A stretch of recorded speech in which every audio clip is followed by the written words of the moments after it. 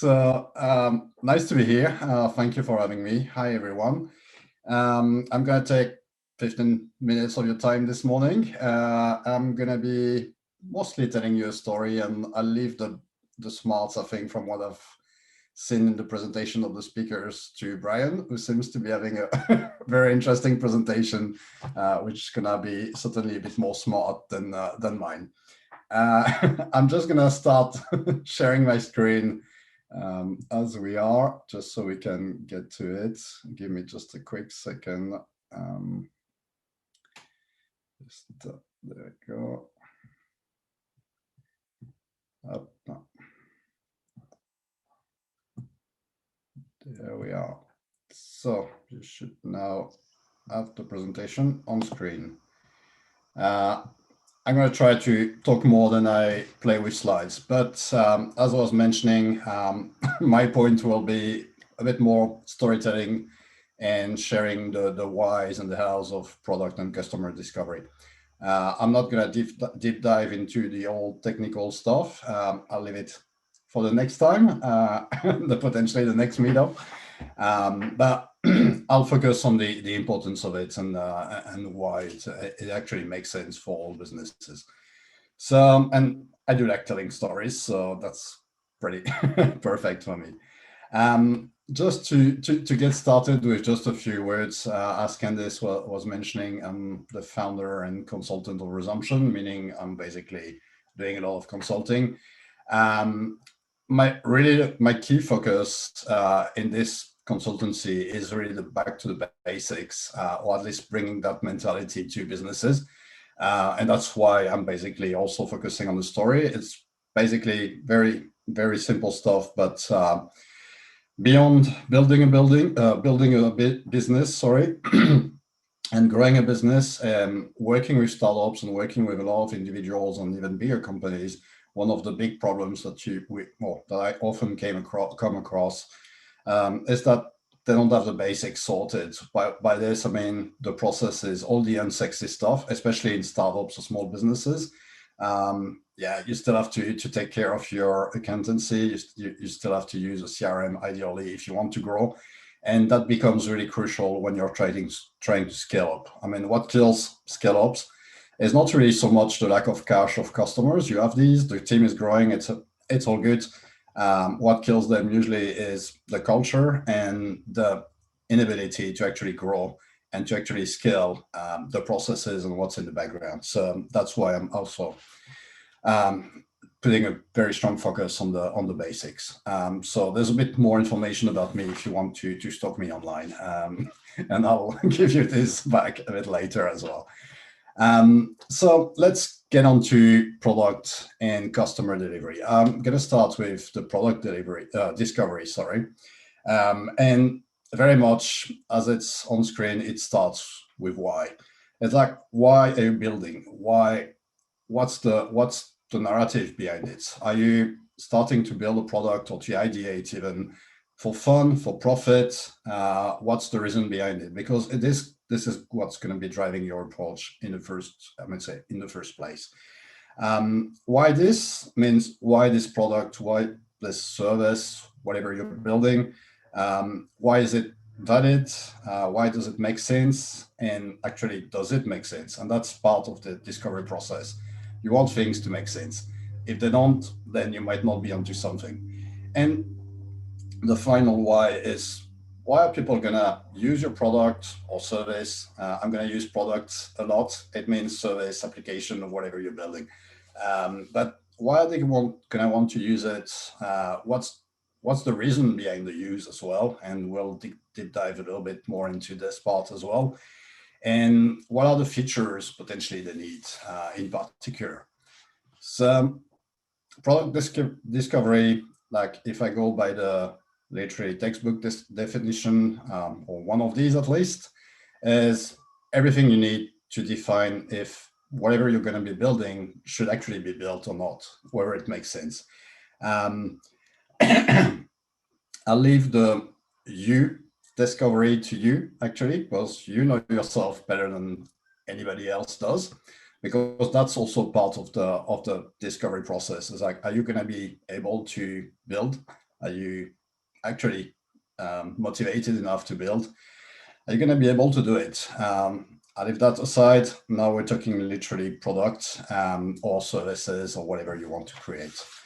So just a bit more in depth, the theory behind basically product discovery.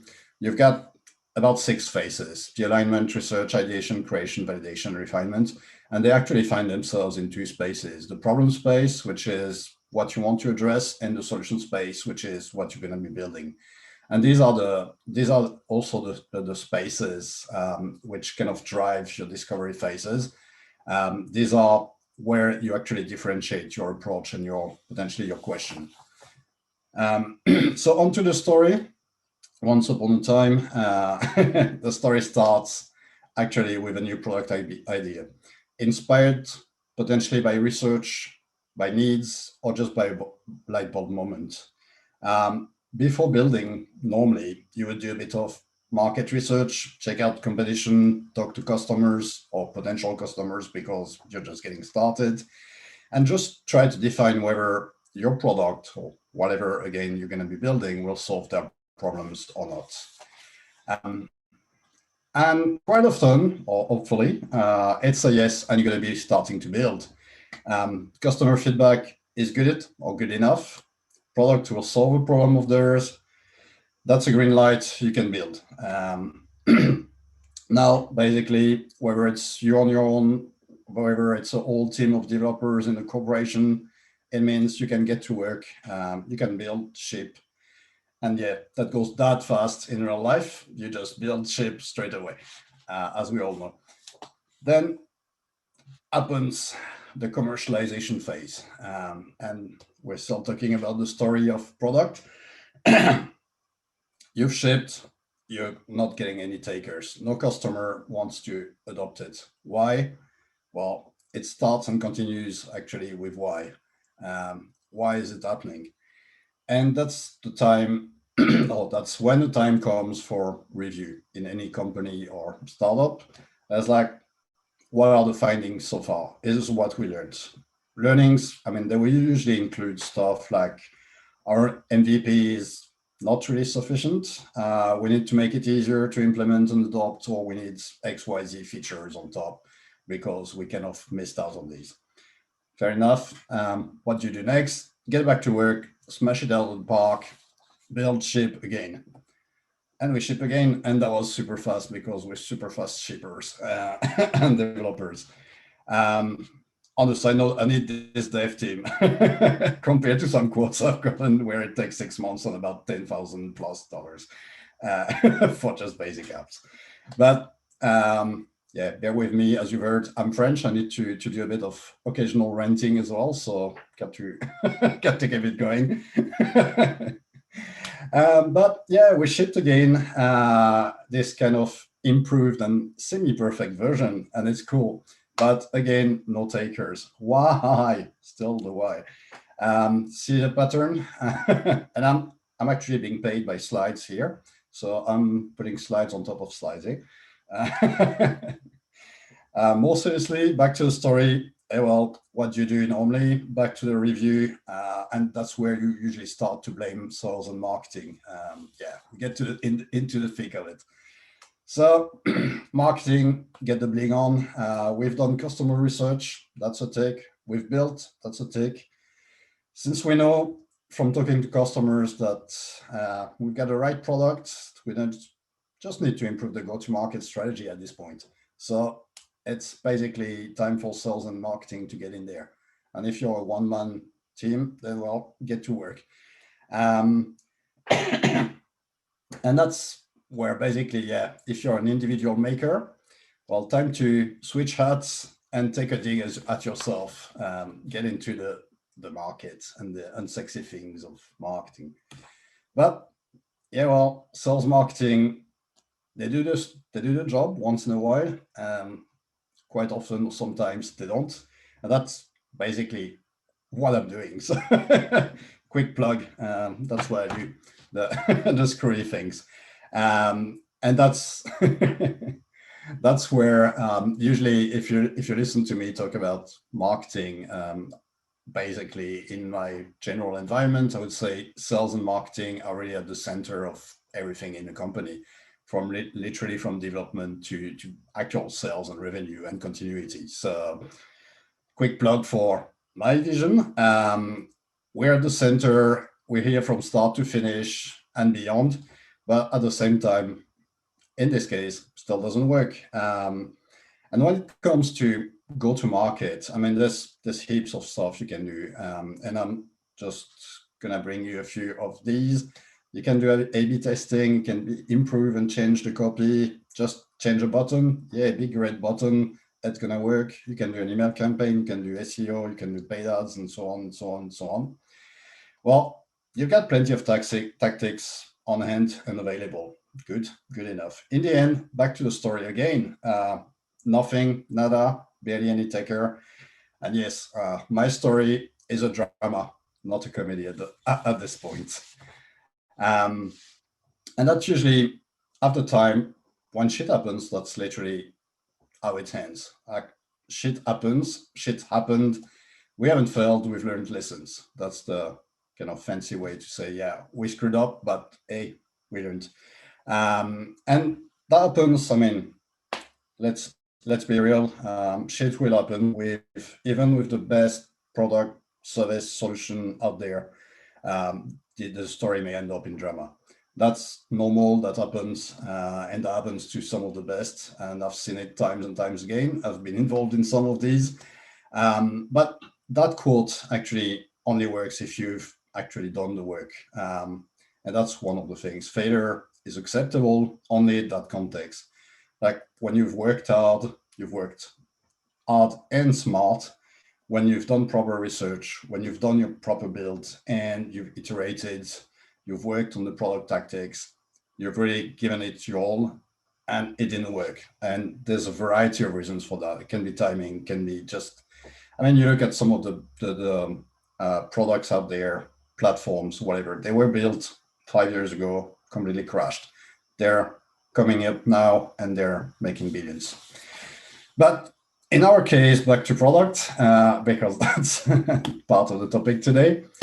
Why the failure? You basically have about two main options for that. Yeah, maybe it just shouldn't have been built in the first place, or it's just poor build. I'm going to leave part two aside because it really pertains to execution and quality rather than the discovery, which is the main focus today. So why? In the discovery phase, we had validation. The product was solving a problem, but that's where your question has to be: is it actually solving the problem? Solving a problem is easy. Solving the problem is a bit more difficult. And to just give you a bit more of a picture of that is just think of all the magic quadrants you see and the Gartners and whatever. Everybody wants to be companies, builders, whatever. You want to be at the top on the right where you're the best of the best. You solve problems. You get proper execution delivery. You get success, full stop. I think the only problem with that is the missing part of the quadrant, when you look at it, is the most important. And it's almost about adding a third dimension to that two-dimensional space. And that's the importance of the problem. Because you might be solving a problem, but is that problem actually really important? Is it actually really crucial? And is it going to actually generate anything for you? I've got a more like two-dimension vision of that. If you replace the quadrants, or not really replace, just update the quadrant, make it a problem solution one. And that's just look at it from the perspective of, is the problem basically bleeding to death one? Are you actually, or is the problem you're addressing literally similar to someone bleeding to death on the curb or out on the street? And if is your solution then, or your product, whatever you built, more effective than the Band-Aid? We're basically talking at this point, tourniquet and immediate airlift to the hospital, because otherwise in 20 minutes you're crooked on the curb. And that's where the major difference is. And why is that? Or why does this not show during the product discovery phase? For just these couple of words, the focusing illusion. It's often one of the main issues you're going to find when you're doing research, whether it's product or customer. And I'll leave you to read the quote. But what happens is when you talk to a customer about a specific problem, they'll naturally focus on that problem at the exclusion of basically other problems they or even their business are facing. It's you're talking about something in particular, you're focusing on this something. Just generally, our brains are kind of a bit fucked up with that, but that's what happens after time. So with this, I mean, with this focus, you end up actually putting so much emphasis on this particular problem that this is the only thing you're addressing, and you're not seeing the 10 other actually important problems that you have and that would also need solving. So it's about, I mean, it's about the same as a bit further down the line when you're doing research on actually customers, and I'm going to be digging a bit deeper into customers, but if you're asking people if they would buy your product, after time, people are going to say yes. Now, if you do a bit more follow-up, as in, yeah, it's $100. Okay, still buying it. Are you buying it now? Yeah. Okay, show me the cash, show me the money. And by refining, usually you make them a bit more uncomfortable and you're actually getting to the truth. That's literally same process. And that's in the discovery phase, that's where you really want to be smart. Beyond the whys I went on about, you definitely need to add dimensions to it. So where the problem you're solving stand in the hierarchy of problems. Again, is it a paper cut or is it a slashed artery? I'm keeping up with the blood. I'm not creepy at all. It's just a good illustration. But if it's only a paper cut, you may or may not need a band-aid, but you're definitely not needing a full-on like emergency service. And that's where the point is. If you're gonna build a product, service, solution again, you want literally to touch on the emergency services, because the band-aid, well, yeah, I'm cut, I'm bleeding a bit, I can suck it, literally, can put a band-aid on it, can wrap whatever. It's not a problem worth addressing, or at least not at this point in product discovery. And so second, the follow-on to that, I was mentioning customers, and that's one of the key things as well. And I'm finally getting there, talking about customers, is like, who is your customer? What are the individuals and who are the individuals you're talking to? Because you need to also understand the fact that you're talking even to some representatives of corporations, companies, and like varied people. Their problems might not be the company's problems. And that's where you also have to be a bit smarter about your discovery. One thing, if you look at this, the creepy machine on the left is sadly the same as the creepy machine, or slightly less creepy machine on the right. Both are MRI machines. The one on the right is obviously kind of funky, cartoony, and that's because it's used for children, which makes the room a lot less creepy and a lot more fun. Now, both look different, but both are basically the same machines. So at the end of the day, I would say the wrapping on the machine on the right is nice to have. It's good for children, but it's not gonna change anything to the core competency of the machine, to the core function. So this is basically what you want to avoid. It's like, yeah, the one on the right looks a lot more decent, less creepy, less kind of metallic and whatever, but it still does the same thing. This is not, I mean, this is important, and I've got kids, and I wouldn't want them to freak out going into one of these, and touch wood, they never have to. But at the end of the day, it's just nice to have, and nice to have doesn't necessarily trigger sales or trigger adoption. And that's where basically when I was mentioning about our product and customer discovery are intertwined, think about the MRI machine. If I'm a nurse working in a children's hospital, then I like second one, the fancy, colorful one, better than the other. At the end of the day, similar thing. They're still doing the same thing. So that doesn't make a difference. So going back or going forward from there, when we're talking about discovery and whether it's customer or product, one of the key items as well is going to be to literally keep on going in a way. Continuity will be the word. And it needs to be baked into the normal kind of functioning of your company, your department, and the approach you're adding to your business. And why am I saying that? Is like basically, even if you're only having an idea and you're barely getting started on it, then you need to start talking to customers, potential users now.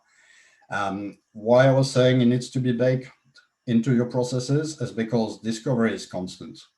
You're talking to people, you're taking cues from competition, like research in this regard has to be constant. Yet the pitfall is it doesn't have to be overbearing. You also have to make sure you're not falling into FOMO and what I was mentioning earlier, this kind of focus illusion as well, because it works as well when you're doing, or when you're on the other side and you're doing your discovery. You want to make sure you have all the information, you've got everything sorted. Yeah, well, it doesn't have to take precedence over actually building whatever needs to be built on the side as well. When I'm saying that, it's also the processes, it's also the business, it's also whatever. It can also be your personal life. You still need balance. So they're twinsies, obviously. That's what I was mentioning initially. Whether you're researching your product or your customer, basically it's kind of same difference. Customer discovery, again, as you can see, just quick kind of textbook definition, but it's more or less similar to product discovery.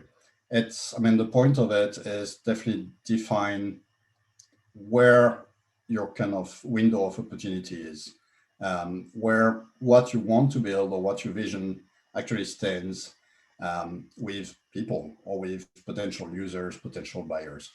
And this is your sweet spot, obviously, because unless you're building for fun and you don't want any adoption or potentially you're not bothered by adoption, then you need to know your customers, you need to know potentially your product later on, and each product that you want to build, know that it fits into the narrative. So this is, obviously something that more established companies do know, and they know more about their customers, obviously, because they have history.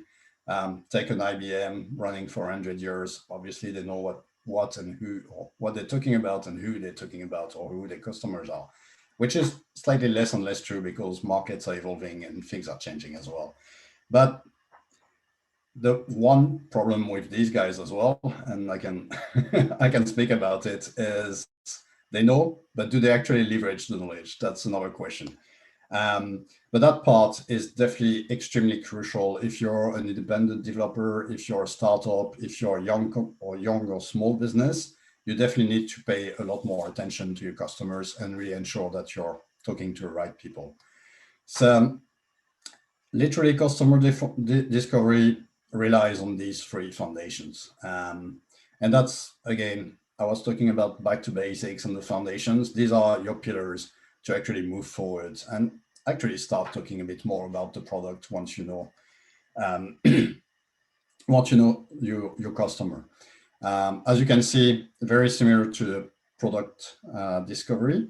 And again, it's especially true for small or new businesses where these two will come together at the same time. If you're a more established business, obviously you have a bit of background on customer, maybe a little bit on product. If it's new products, this is where you can focus on the discovery. And customer validation is obviously crucial. Just remember that it needs to be relevant as well. Don't talk to your friends and family unless you want 100% approval and, oh yeah, I'm going to buy it.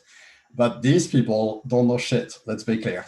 Apart from if you're talking like you're developing an app and you've already gone a bit further with the development and you're me and you present it to your wife who has no clue about tech, is not interested in technology at all, and tells you it's just crap and you shouldn't even have moved forward with that. That's actually good feedback because she's basically the representative of the 90% or 90 percenters out there who won't give a crap about my app, and only the tech people are interested. So that's good validation potentially, but you need 100 more of these people. So, and I'm getting closer to the end. But customer discovery, I wanted to just point out, it's both customer discovery and the discovery of your customers. You obviously want to look to ascertain your hypothesis, and knowing and understanding your customers is basically key. But beyond knowing customers or identifying them, there's this discovery, and I'm literally saying that the truth is out there. But one of the missing parts often on the customer discovery is you're talking to people who you think you're going to be addressing, who will relate to your product. But there's also, remember that customers themselves actually create customer pools in a way. And these people were never were on your radar could actually become your largest revenue source. It's really, I mean, it's a bit more kind of next step stuff, but this kind of thing happens quite often. It's an example here. Who knows the baby cream? I didn't, or I didn't for a while, and I'm only a new parent, so I've not been using that for very long as a parent. However, I've known Bepanthen for more than 20 years. And know what? Or do you know why I've known it for 20 years? Sorry, Candice. I think I think you said it. Tattoos? Yeah, exactly. I mean, I've had tattoos. Oh, well, there's one here. Um, done in like about or over about 2 or 3 continents, and literally 9 out of 10 tattoo artists are recommending that for your tattoos. So basically, Bepanthen, I think they are the world leader in tattoo recovery cream, and that's something. I mean, you talk to the like buyer, and they didn't put it out there for these guys. They didn't even like, or they don't even have a clue, or didn't even have a clue. There's no real market as well, or no marketing around that. It's just happened, and it's like, what would you do if you're a buyer at the moment and want to even address this market? Because this market is self-addressing. So maybe, well, you can ask them for feedback, make it a bit easier, or maybe like trigger black packaging for just tattoo cream. But that's about it. At the end of the day, you still want to make sure that your product, and that's still part of the discovery, that your product is still eligible or is still going to be recommended the way it is. So if you're making changes, in this case, I don't think there's going to be any big change that would kind of push everybody out of the cream. But remember this kind of things, like your dark customers. Just identify them, remember or understand why they're buying, who's recommending, because when you're switching or when you're changing something in your product, you might actually alienate literally potentially 90% of your revenue, because I need to do some research into how much money they might make from tattoos, but this is huge. So remember as well in your discovery, your dark customers. It's not easy to identify because you can do research and you won't find it straight away. It might come from basically just being out there in the world and kind of grabbing bits and pieces and putting dots together. So just to move forward and closer to the end, know what you know, obviously, and that's also part of this discovery process, is before you're even talking about product and customers, start by knowing yourself. And again, it's even more relevant if you're an individual developer, if you're a small business, startup, or whatever. Definitely know what you know. You might be an expert, you might be experienced, but you also don't know anything or everything sometimes, or quite often, actually, as I've realized. I've got a quick example for that. And I was actually at the children clinic recently with the kid, just well, with the newborn. for random visit. And you've got these two reception ladies. They have plenty of crocheted dolls that one of the ladies actually does. And they're kind of stuck to the roof for effect and to entertain and bring some color in the reception space. My baby was looking at the crocheted dolls. This reception lady was like, "Oh my God, your baby is so smart. It's so good. Usually babies don't notice it. It's amazing." I'm like, "Cool. My baby is smart. She's the best." That's until my wife, who's a psychologist, later told me, "Yeah, well, I'm glad she actually started by interacting with the two ladies at reception, aka the humans, before interacting with the puppets, because this kind of interaction would actually show that she might be having autism, or this is something that's often seen in children with autism." And I'm like, "Yeah, well, these two reception ladies didn't didn't know that, and they're the ones who are in the healthcare environment."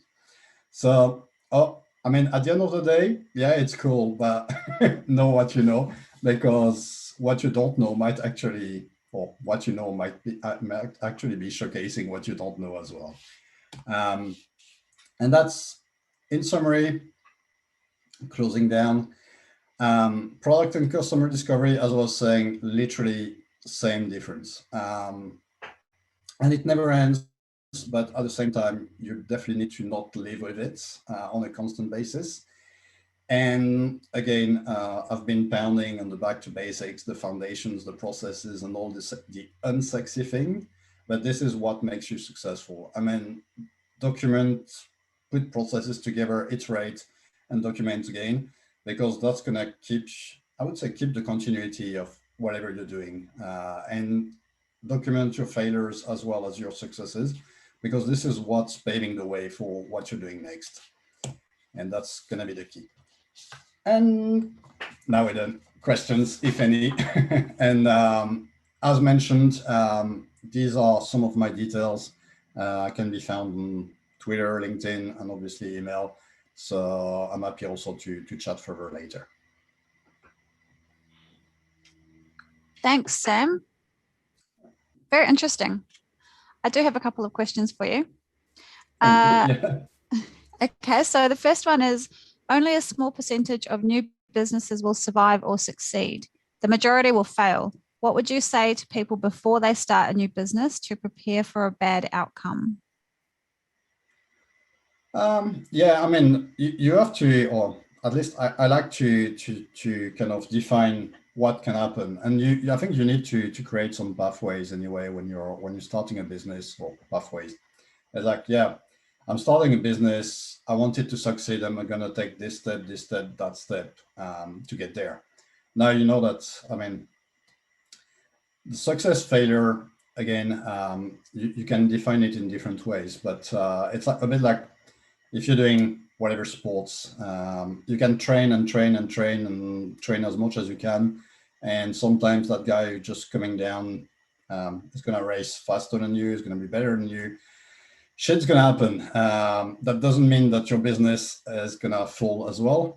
Now, success and failure, there are ways to mitigate kind of failure. Obviously, as I was mentioning, there are things that are out of control, out of your hands. Fair enough. There are things, or there are times where what you're doing is good, you've done everything, and it's just not the right time, or that piece of luck that you needed wasn't there as well. So you always have to kind of prepare, and I like to, yeah, prepare for everything. I got a saying that I've kept with myself, or with me, sorry, for about since I started my career, is the best way to fix problems is to fix them before they occur. And what it means, or what I mean by that, is literally anticipation. You can anticipate on every and any outcome. And worst case scenario is, yeah, things go to, I would say, go to shit and things fall down. It's gonna happen. It's one of the, I would say, it's one of the outcomes. It's not the outcome. So yeah, I would say being prepared, or at least not, I wouldn't say prepared, just understanding that it might happen is obviously important. Now, can never really ensure success. Like there's no secret recipe or secret sauce to success. So otherwise everybody would do it and we would all be millionaires or billionaires out there, which would be great, but nobody really has it. So yeah, you can think about success. You can think about potentially just a middle level success, a middle level failure, and total failure as well. So yeah, you can prepare for everything, just not don't go crazy about it. In the same way as we were talking about focus illusion. Don't focus on failure. Focus on winning and focus on making it. Then yeah, if failure is still an option, but it's not the option. Great. Okay, so I have a question. At the start, you spoke about the 6 phases of the ideation phase, and there were 2 phases. Do you think that at that point, it would be good to include thinking about the sales and marketing approach at the beginning, or later on when you mentioned that when you go to market, it doesn't sell? That's when people usually think about Yeah, sales and marketing. yeah. I would. I mean, I would definitely involve sales and marketing fairly early on. And again, as I was mentioning, in the way I see it is definitely central to the company. So basically, that product discovery phase, that customer discovery phase, would definitely involve marketing at least, and that's what's kind of informing pricing, for instance, go to market as well. So that's my vision. That's, I would say, the main difference is that it's something you don't often see necessarily in some companies where there's lots of silos and these processes are being a bit broken down between people or between departments. But yes, I mean, and as a marketer, I'm kind of talking about my own church. But yes, I would have marketing literally involved from day one, and if even from day zero in a way, because you want these guys, and especially when we're talking product, like you can see these days, we're talking a lot about product management, for instance, and product management is more or less linked to marketing, to sales, a bit to tech, depending on the companies and the approach to it. But this is what it's all about. This is where it's literally starting. So you want it to be baked in the process anyway, and I mean, this is also where you can validate along the way as well as you go, because we've been obviously talking a lot about product and customer, but when you're talking to your customers, when you're building the product and you're doing your research, this is where you can define what resonates as well with people. If you're talking to a customer and you're talking about the problems and whatever, let's say you're actually shipping hardware or some very much like physical product.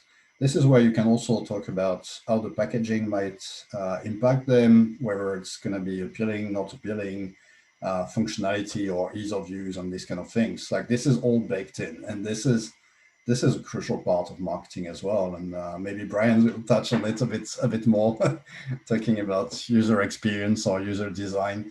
But same thing with websites or web apps, where literally the placement or the color of a button might make a massive difference in some customers. Definitely, you want it to be like literally at the start. Okay, great. Thank you very much. It was really informative. You're very Okay, welcome. thank you. Okay.